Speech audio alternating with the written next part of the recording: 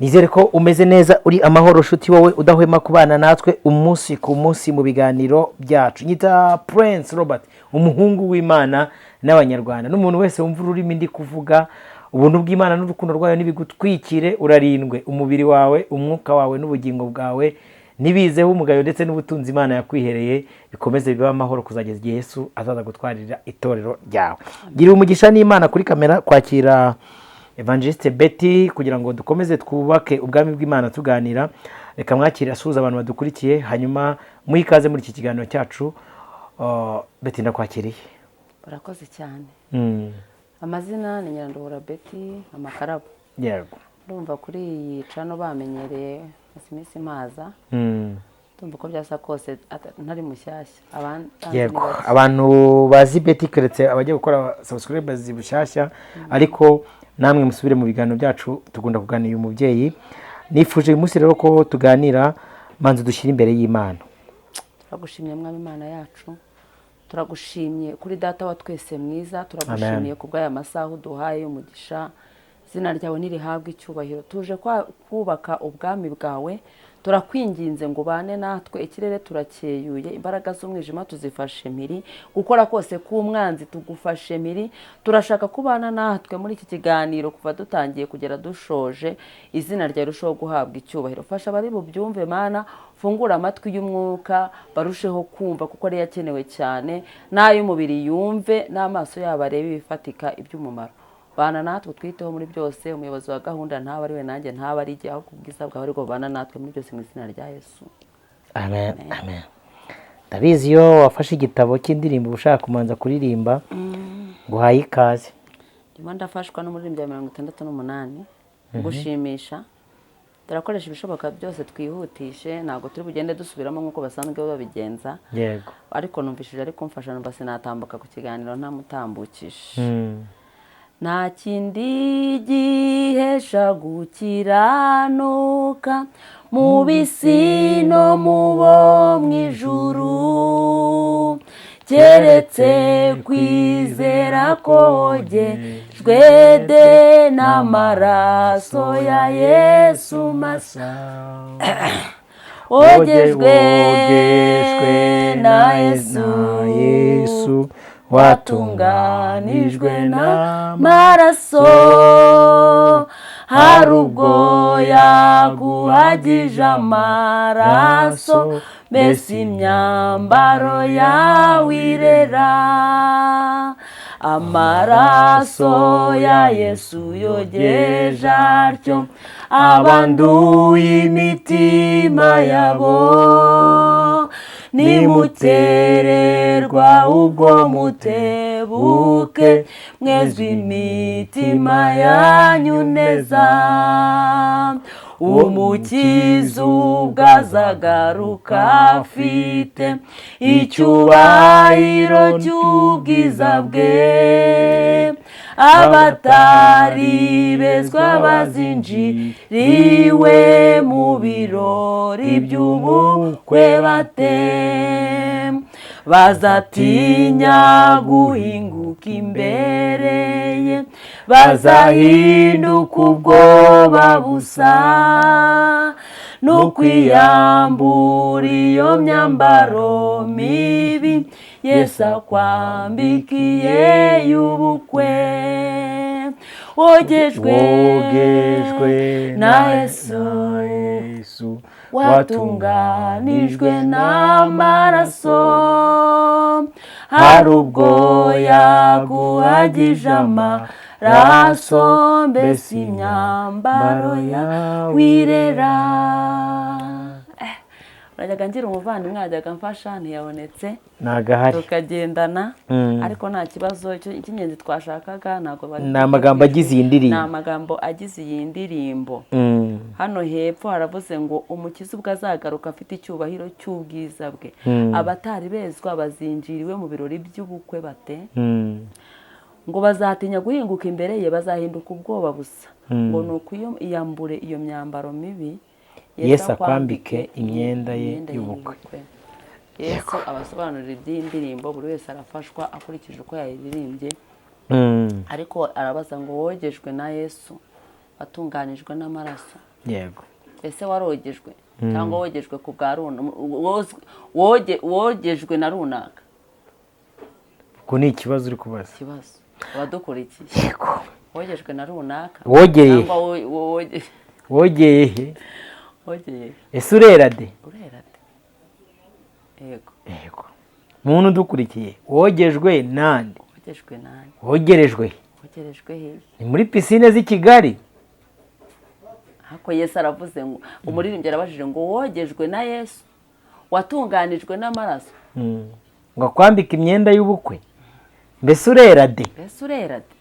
Ku buryo nazagaruka afite icyubahiro cy'ubwiza bwe tuzamusanga, ngo arabaza ngo abatari bezezwa bazinjira iwe mu birori by'ubukwe bate?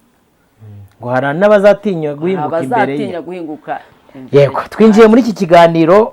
Impamvu nifuje ko tuganira, hari inyigisho yagiweho impaka y'umupasiteri witwa Uwambaje Emmanuel. Yego. Abantu bayivuzeho byinshi bigiye bitandukanye, bamwe barabyemera abandi barabihakana, bamwe baramurwanirira abandi baramurwanya. Mu itangazamakuru tugira ikintu bita decision au contexte, donc gufata umwanzuro bitewe n'ibyavuzwe. Ikiganiro cy'Uwambaje waracyumvishije? Naracyumvishije cyose, byaneye kujya kucyumva nibona kari akavideo. Hanyuma waracyumvishije wumva iki? Ngendo umukristo mbere na mbere, sengera muri ADPR.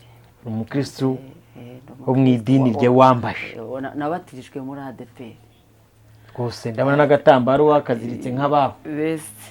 Rero uyu mugabo pasiteri Uwambaje, hari abantu bajya bavuga uko byasa kose, ndabitangira gutya, umuntu wese ushatse akazi agira uje gushaka akazi agira umuntu umutungira urutoki ari bujye kudepoza.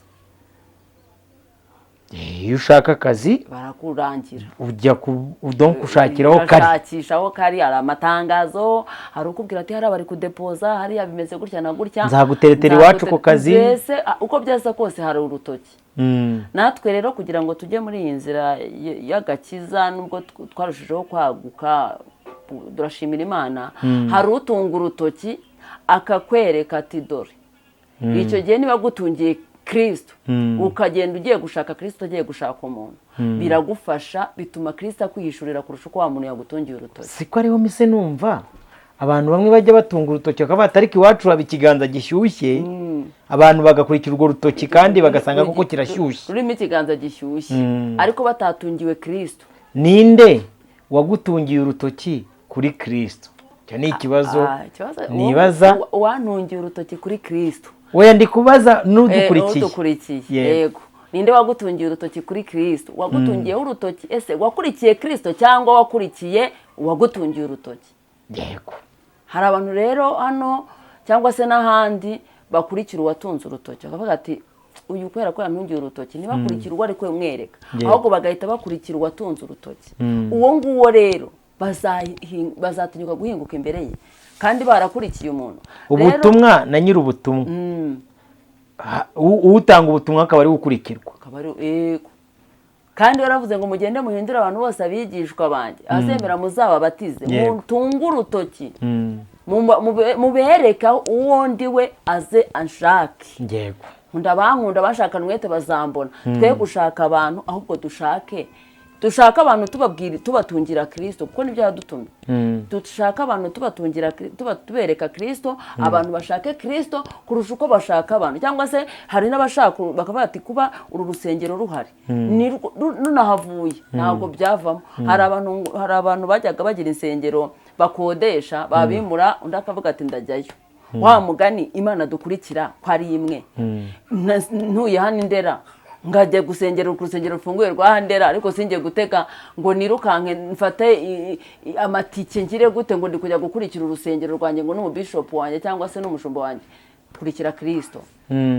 Yego. Igikenewe ni ugushakisha Kristo, tugashakisha ibyo ashima kurusha uko dushaka abantu. Rero nanjye muri iri torero cyangwa se muri iri dini mbivuge gutya, itorero riri mu ibanga, nanjye hari ibintu Manuel yanyigishije, ndamukunda. Yego. Nje hano kuri YouTube ndamukunda, ndamukunda pe yaranyigishije ndafashwa ariko kuba namukunda cyangwa se nkamukurikira ntabwo bikuyeho yuko ari umuntu ni umuntu ntago ari Imana.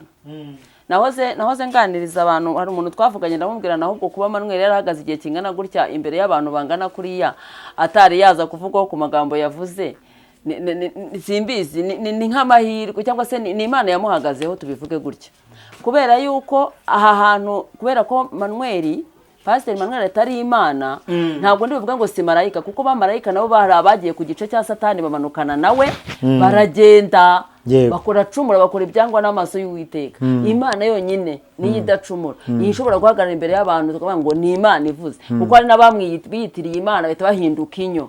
Urumva? Manuel rero ntabwo turi bujye kujya kure ngo tuvuge ngo ntabwo yakosa, ngo hano ku mihanda bavuze abafana be bati ibyo ari kuvuga ni ukuri, undi ati ibyo ari kuvuga si ukuri, ahubwo turebe ngo uriya wari uhagaze imbere y'abantu nindi, ese ahagaze imbere y'abandi. Iki gihe niba turi kuvuga ngo hari igihe cyarihinduranyije ngo cyarahindutse, Yesu yabanye yaje mu isi ari umwami, ari Imana 100%, akaba n'umuntu 100%, ariko yageze hajya mu mubiri aravuga ati ibintu ndi kubona muri iki gikombe ndi kureba, niba bishoboka data iki gikombe ni kindenge, ariko ntibibe ngewe bibuka ushaka. Hari yari yagiye mu mubiri, ura n'umuntu wavugaga, ni umuntu wavugaga, Imana yari itimuha imbaraga. Yavuze amagambo abiri, Yesu yavuze amagambo abiri, yavuze ngo niba bishoboka iki gikombe kindenge kabiri, nibibe uko abaye mu mubiri, ariko ahita yiruka nkajya mu mwuka aravuga ngo nibibe uko nshaka, ahubwo uko ushaka. Mu kuba rero uko Imana ishaka, yabivugiye mu mwuka, Imana ihita ikora ibyo ishaka. Yego. Arangije yagendanaga n'umugabo witwa Petero, baragendana baziranye 100%, ariko igihe kimwe arangije Petero aravuga, avuze Yesu ntiyavuga ngo Petero ibintu uvuze ni ibiki, atavuga ngo mva inyuma Satani. Ijwi ryavugiye muri Petero, ahita avuze yumva ni Satani uri kuvuga, avuze yumva ni Satani uvuze, aravuga ngo mva inyuma Satani. Rero ndagira ngo mbwira abantu, kiriya kiganiro, kiriya nyigisho Manuel yatambukije, yigisha kwizera, akigisha no gusenga, rwose arabyigisha nawe guhita wumva uri mu kirere. Ariko hariya ahantu yarari, tubanze tumenye ngo yarahagaze hehe. Hariya ahagaze imbere y'iteraniro, hari abantu baje mu rusengero bataje bazanywe no gukizwa, batanduje nanakurikiye Yesu, ahubwo baje kureba ibyo bajya kuregesha ibimenyetso bifatika, abazajyana ndabivuga ngo nkuko baravuga ngo bajyana muri RIB. Wari gucungana no kumva ijambo ribi, ari gucungana no kureba ikibi kiri bubere mu rusengero, akaba ari cyajyana kujya kumurikira se Satani, akavuga ati wabonye ba bantu, kugira ngo ubwami bw'Imana busenyuke. Rero icyo numvishije kuri kiriya kiganiro, yatangiye avuga ati kwizera, kuko ngo asanzwe yigisha kwizera, ati nimugende kwa Satani, mumwambure amafaranga, muyazane. Yego, nguteza amatwi. Iryo jambo yavuze ngo mumwambure amafaranga muyazane, nabyumvishije mu mwuka ngewe. Ugomba kugenda ufite imbaraga z'Imana no kwizera kwinshi, ukambura Satani amafaranga. Ntabwo uri bumwambure ngo aguhereze mu ntoki amafaranga, kuko na Yesu yagiye ikuzimu, amwambura imfunguzo, akingurira abera, arangije arazamuka. Abera barazamuka. Nawe rero yavuga ati natwe mu kwizera, mu kwambara imbaraga z'Imana, dufite ububasha bwo kugikuzimu, nkuko yavugaga ati mujye kuzimu. Nkagenda nkambura Satani amafaranga, ariko sindayazana ari inoti yambariye, ngenda yazana mu bikorwa. Mu Nyarwanda ngeze guca umugani ngo uhiriwe n'imbumbo ngo n'ingeragurisha. Hari abantu bakora bagacuruza cyangwa se bagakora akazi kakabananira atari uko bari abanebwe. Hari n'urundi ruhande rw'abakora ari abanebwe, bakavuga ati simbishoboye ngiye kujya gucuruza itiku. Urumva ndabivuga gutya, nakavuga ati ngiye gucuruza ibi ngibi kubera ko ndabona bitari bukunde. Urumva? Ariko uwo ngo wagiye akajya kwa kumugisha we Satani, akaza akawucuruzamo, azagaruka ashima, avuga ati ndashima Imana yuko uyu munsi wa none ndimo kubasha gucuruza bikemera. Satani rero ntwariye umugisha, none uyu munsi umugisha wanjye nagiye ikuzimu, nawe umwambuye, nawe uzamukanye. Manuel, dufatanye gushima Imana. Ariko kandi kantu gapfunditsemo kamwe. Yego. Ubwo rero ntari abantu bajya gukora bikanga, ariko yakorera mu kwizera kwiwe bigakunda. Ahantu rero umushumba yakoze, navuga ngo yaratobewe.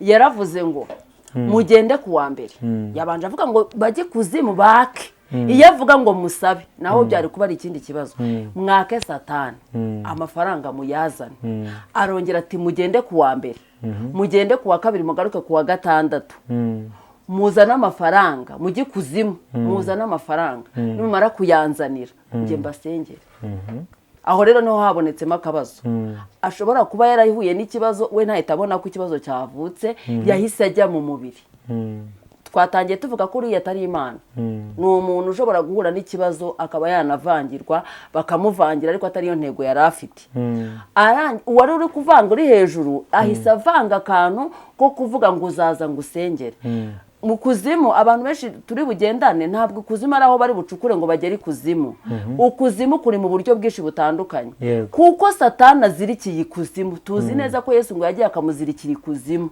iyo kuzimu rero niyo bosi w'ibibi byose yibereye uri ukuzimu rero aho bosi w'ibibi byose yibereye ku isi hari ibikorwa bye hari ugusambana uri gukorera umwami Satani hari ukwiba uri gukorera umwami Satani nitugenda tukajya kureba ngo abantu bubatse ama etaje nituze ama etaje barayubatse mu buhe buryo bayubakiye kuki hari umuntu wenda wasanga harapfuye kugira ngo etaje yuzure yego wasanga hari kaci bateye wasanga nese nituhora tuvuga ngo hari ibitero ngo bihora bifungwa ngo kuri beneri ngo bari gushaka kwiba beneri ukibaza ngo ibitero nabajyanye amasaso hari abantu bazi gutera kaci bakaba bavuga ati niko kwiba ibitero kuko izo ni raporo zitambuka twaburijemo ibitero runaka hari uwafatanyije mu buryo bwe bw'escoro aragenda ariba araza zamura etaje ubwo rero kuvuga ngo nugenda uhita ugaruka ngo usengere bivuze ngo uko kuzimu wagiyemo wagiye kuzana ayo mafaranga mu bibi Imana idashaka uzagaruka manwera gusengera ibibi wakoreye hanze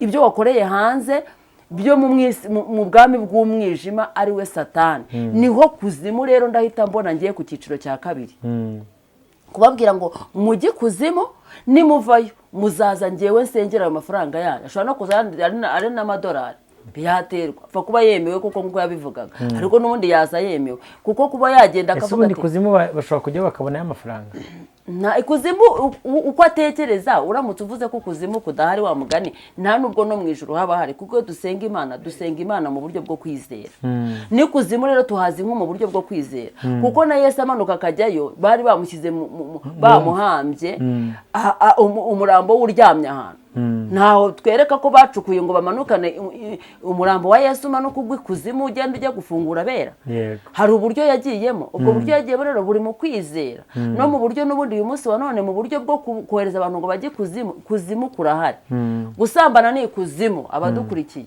kwiba ni ikuzimu kuko ni imirimo y'umwijima umwanzi azahembera abo bantu kugambana ni ikuzimu kagambanira umuntu kugira ngo ugire icyo ubona kugurishirizayo ubugingo bw'abantu n'imibiri byose ni ukuzimu ukavuga ati ndakazanye noneho ibyo wantumye ndabizanye mpereza uwo rero uzaza hari ahantu muri Bibiliya handitse nuko nari buhite menya ngo nihe ngo bajyaga Abisirayeli bakira amaturo ariko ngo amaturo yakuvuye ku kigirwamana cyangwa se zahabu zavuye ku kigirwamana ngo Imana ntago yazezaga none kubwira umuntu ngo nagenda ajye kuzimu ngo azane amafaranga ngo nakugera imbere uramusengera umwohereje gusambana birashoboka ko yanagerayo akagumayo yego ntazagaruke uramwohereza kwiba yageraho bakanamwica twebwe turi kurebera ukuzimu mu buryo bw'umwuka wabyumvishe we ushobora kuba yarabyumvishe birakumva ko byari kuvuga biri muri logique ariko turebe ari uwajyanye iriya nkuru turebe n'uwatobeye umushumba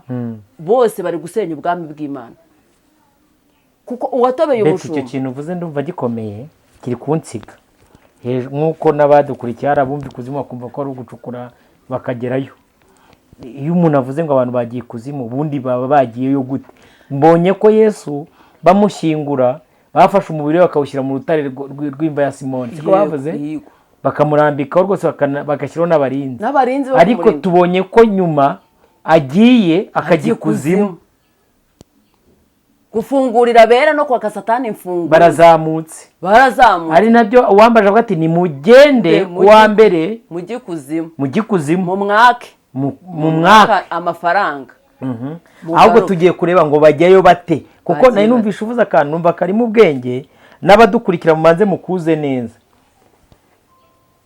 uyu umuntu ari mu busambanyi akabonamo amafaranga za Dubai n'ahandi hose, ese mwari muzi ko abari mu kuzimu? shakwa ntabyo bazi. Ese mwari muzi ko iyo umuntu ari gutera kaci abantu, ari kubaniga mu nzira bambura amatelefoni, anyereza amafaranga na za ruswa n'ibindi, mbese mwari muzi ko uwo muntu ari ikuzimu? Ni ikuzimu. None se ko umutumye ngo nagende nyine n'abandi bari bicaye aho bagende, aho hantu muremera kujyayo? Murajyayo nk'uko Yesu bamushyize mu mva ari umubiri, niko nawe bakubwiye ngo guma uri umubiri, ku cyumweru uzajya uza dusenge, ndashaka inote zaje ziriho beneri ariko zavuye mu kuzimu. Zavuye mu kuzimu.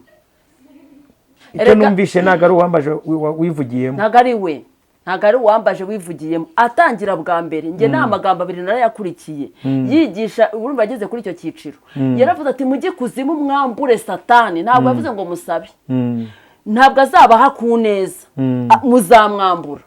Ibyo nabyananye nawe mu kwizera.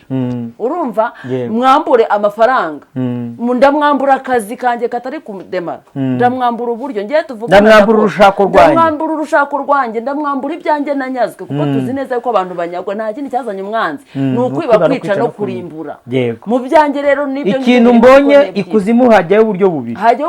Ahubwo wowe ujyayo gute?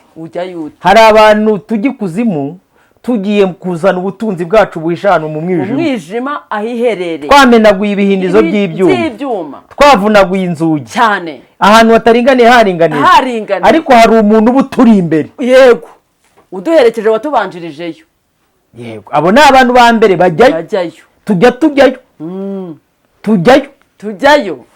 Aba kabiri rero ni abantu bagenda bagiye guhendahenda no gusaba.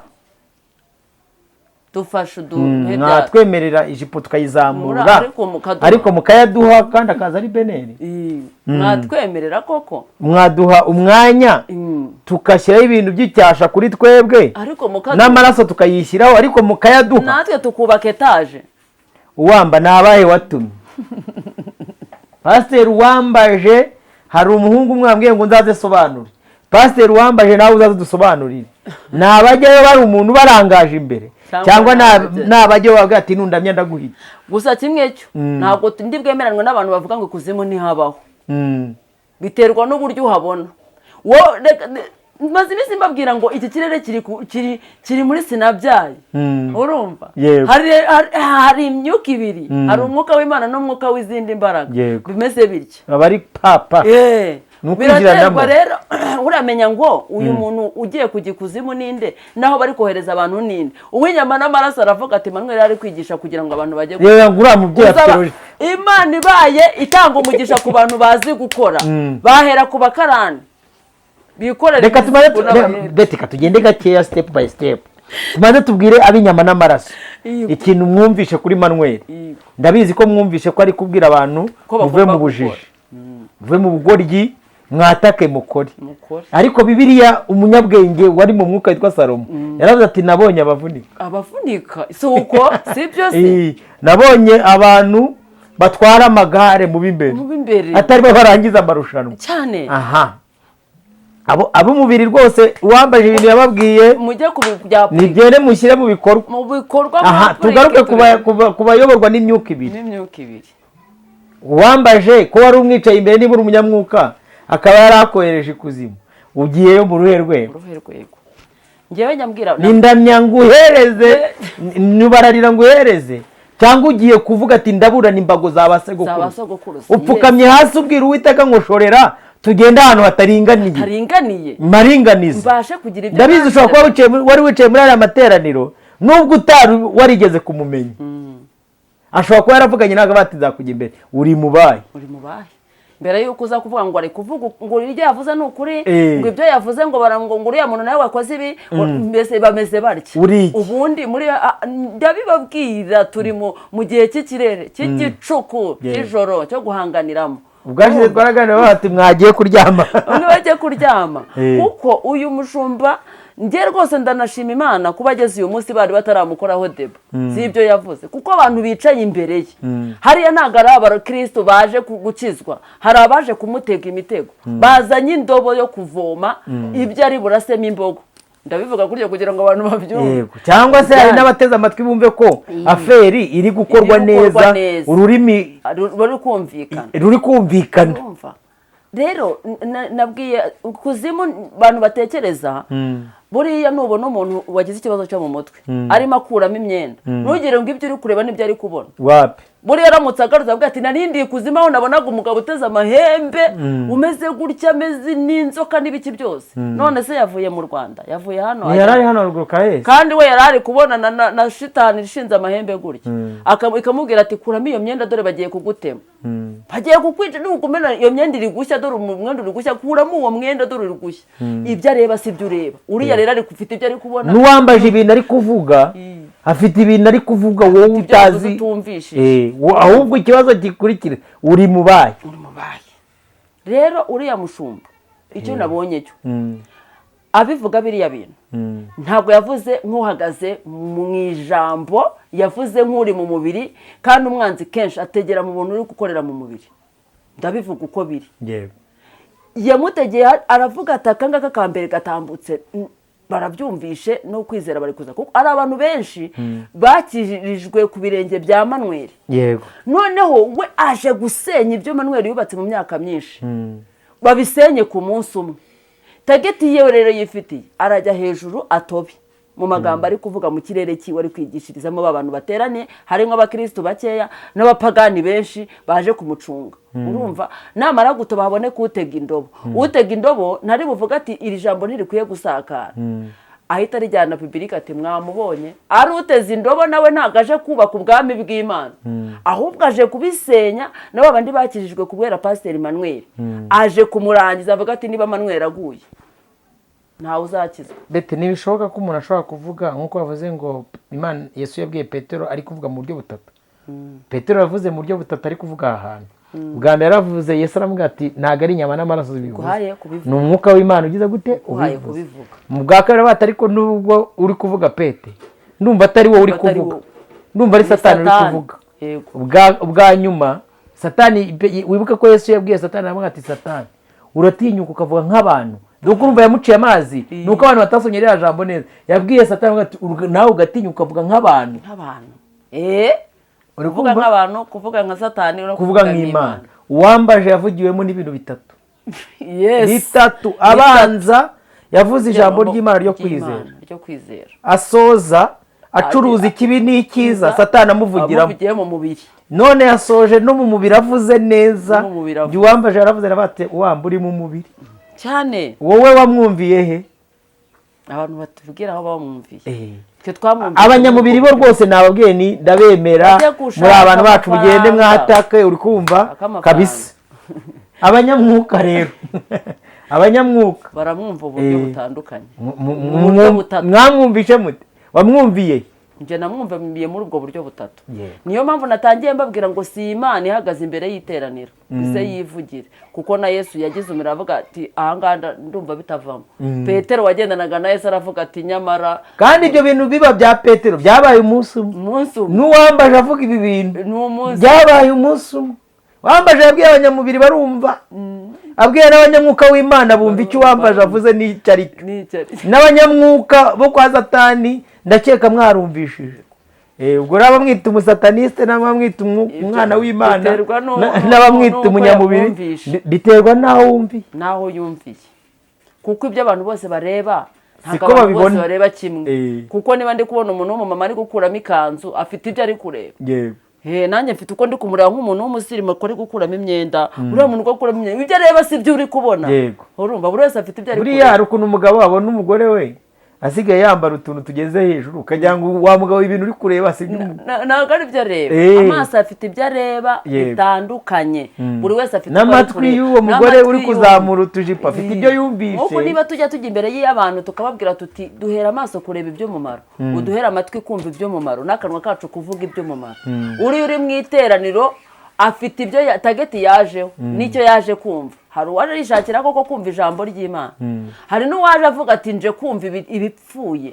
Umenye neza yuko yasambanaga afite imyaka 5. Hari n'umugabo ati ndashaka ko hari agenda turi guteganya, turi gutegura kandi ugomba kudufasha kuyishyira mu bikorwa. Byose birashoboka.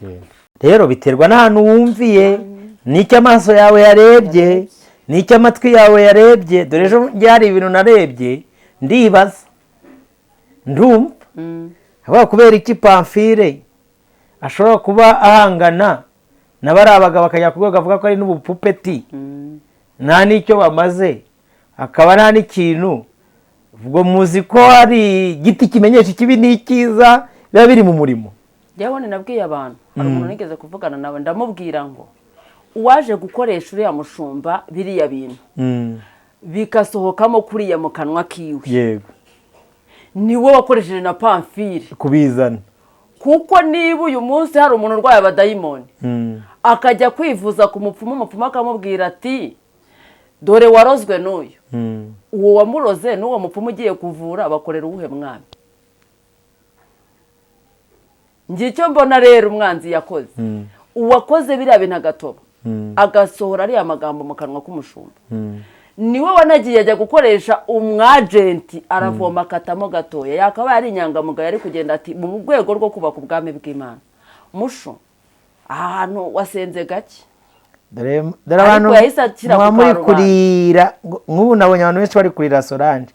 Mwagiye mugakora ubushakashatsi, umuntu wamwambitse ishati y'abagabo na karuvati yayo mukaza mukazi kandi kazajye mbihwanye nigendera gake gake ngo Robert ngo ngira ishyari. Iki kirere mwa muri kureba, iki kirere ni hatari, kiri gukirirwamo sinabyaye. Urumva buri wese ari kuza ku rwo ruhande, urumva akaza afite ngewe rwose umva ahangaye ibindi kuvuga abanyuma banyumva ukundi, ngewe nifitiye akazi kanjye. Etaboha amahema nje gukorera Imana, ntabwo nje gushaka views. Nzanye Imana yantumye nta cano yanjye ngira. Urumva rero uko naje ni Imana yanyohereje, numva uko mbyumva biri gutandukanye n'ibyo ndi kubona abandi bari kumva. Iyi ntambara irarangira irarangira iti umwe avuze ukuri, undi ataratara ni umusatanike, undi ati wowe uri kugenzura abasatanike, ufite uwo mwuka wo kugenzura umusatanike. Ni ryari wumva Satani avuze, ni ryari wumva Imana ivuze, ni ryari wumva umuntu avuze. Wowe urinde wo kuza kugenzura umusatanike. Nyamara bamwe barajya kuko umuntu aba yashobora kuza agaragara hano kuri kamera yajya kuvuga akabwira abantu mu buryo bubiri. Buranja ntange introduction nkabanga umuntu wumva ururimi ndi kuvuga. Umuntu wumva ururimi ndi kuvuga kuko abantu bose baza kumva no kureba bose siko bareba sinako bumva cyane. Ambasador yararirimbye ngo imigisha yayo tugendana nayo mu buryo bushe mwibanga, ngo nyamara byagenda nkuko bishaka ukayibona amafaranga ukagira ngo ugasingiza amashuri cyangwa ubuhanga, ukibagirwa icy'ingenzi cy'uko Imana yitaguhaye umugisha utaronka. Beti ntabwo dutinda muri iki kiganiro, ntabwo turi bugitindemo. Reka ndumva ashaka gusoza. Impamvu nshaka gusoza ni iki: abumvisha uwambaje ababwira ko mugomba gukora ikuzimu hatabaho, ubwo no mu ijuru ntihabaho rwose. Abinyama n'amaraso sinjyambagiraho ikibazo, sinzijyambagiraho ikibazo. So ubundi duhakana kuzimu ko hatahaba gute kandi twemera ko Yesu yagiyeyo akajya gufungurira abera. Oya navuze ati ubutunzi yarambye ati ndamya mbuguye. Nese chef wabo nta kuzimu. Impamvu isuburana nuko hari ahandi wumvira. Ese ararinda kuza kuvuga ngo nta buhari. Bosi wabo ari ikuzimu, bagomba kumushyira raporo y'ibyakorewe mu isi, bakabona inganda. Wa muntu navuze ufite ikibazo cyo mu mutwe, we ashobora kugenda akajya abona inganda mu Rwanda, akagaruka avuga ati nabonaga bakora inganda, nabonaga ibiki bintu byose ari agitifite, ariko nkabona n'umugabo ufite amahembe afite ibyo areba. Ni hano mu Rwanda, ni muri Amerika, ni Burayi. Kuzimu nta handi ntabwo bazacukura ngo bagereyo. Hajyayo umuntu nyine nko oya hano hasi yo bacukuye wajya usanga ari amazi yo ageze muri metero nyinshi. None se ngo nyine aho ntihahari, nese aho ngaho wagerayo ujyayo muri ubwo buryo bubiri. kandi niza beneri barazizana, ziro beneri nese ntibazizana, barazizana my friend, barazizana barazizana uko kuzimu barazizana. Rero abantu bose bagirebe bashakisha ibyo umwami ashima kandi abantu bubatse ku umuntu nagwa bazagwa. Umuntu ukijijwe kubera umuntu nagwa azagwa, nintizwa kubera Robert akagira ibyo akora azagwa.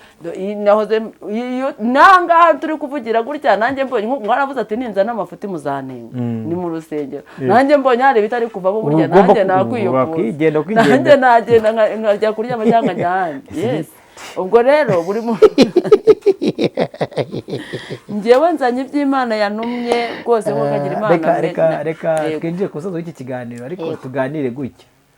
Uyu munsi ibintu byaradogereye kugera ku rwego abantu bose batinye Satani, bazi ko ibintu byose ari iby'ikuzimu, abirwa bigisha iby'ikuzimu n'iki byose, ariko abantu bakwiye gusenga Imana ikabaha ugutwi kuzimu. Yego, ko kumva. Kabiri, bagasenga Imana ikabaha amaso mazima. Gatatu, bagasenga Imana igakoza ikara ryaka ku munwa ikara. Ariko buriya abantu babumva ikara kandi Bibiliya ntabwo yavuze ikara ryo mu ziko, yavuze ikara ryo mu ijuru. Kubweza munwa riga ati Yeremi ndagutwikiriza umunwa. Nyamara umuntu w'Imana witwa Dawidi yanditse ibintu bikomeye, aravuga ngo mubike ijambo ry'Imana ku mutima kugira ngo Imana mutayicumura. Reka no muririmbyi aririmbye akaririmbo kamwe aravuga ngo yewe maso yanjye na munwa wanjye namwe matwi mwese mushimishe wankuye ku ngoyi. Kuki se yawe presence? Yego, nuko hari ibyo bumva bitari ngombwa ubukwiye kuba. Mbese murakoze. Ndashimira Betty watuganirije, shimire abantu bose mwadukurikiye, shimire na Prince Robert wabaganirije, babwiye ngo ibiganiro byacu nakagaruka. Hanyuma icyo muzirikana, wambaje itorero rya Yesu riramuruta. Robert itorero rya Yesu riramuruta. Aha twicaye aricaye abandi baragiye ba Petero, kandi uko Yesu yari ari kera n'uyu munsi ni kare. Ikiri cya kabiri, umukumbi muto, icyo bita ishyanga ryera, abantu b'Imana n'abantu bake ari rubanda nyamwinshi. Nubona ino zizajagase mu bintu, ukabona ishishi zuzuye mu bintu, sawa ndavuga ku mavuta batajya bangwara abantu n'izishishi. Murabizi iby'uburo bwinshi n'umusururu n'iki. Imana ibamugisha, reka mbashimire. Bararikiye gukurikira ibiganiro byacu by'ubutaha. Shalom, shalom, shalom.